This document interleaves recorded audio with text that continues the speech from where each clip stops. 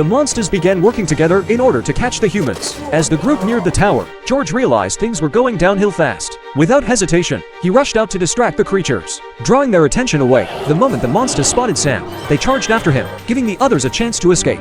Sam led the creatures into a large warehouse, then quickly shut and locked both the front and back doors. For a moment, everyone thought they had trapped the beasts, but soon, the walls began to shake as the monsters rammed against them over and over.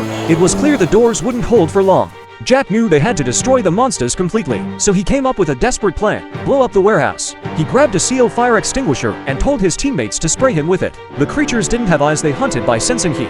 If Jack could lower his body temperature, he might be able to move undetected. Covered in frost, he stepped inside.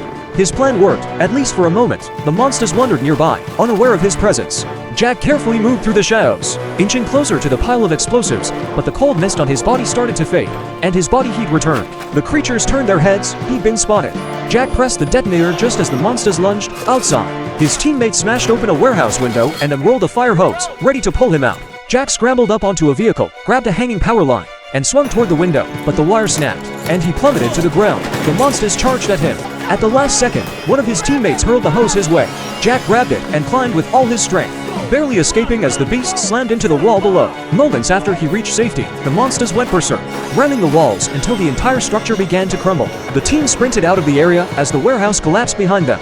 Just as the creatures broke through the wreckage, the explosives detonated in a massive blast. When the smoke cleared, the monsters were gone. The team, exhausted but alive, had finally won.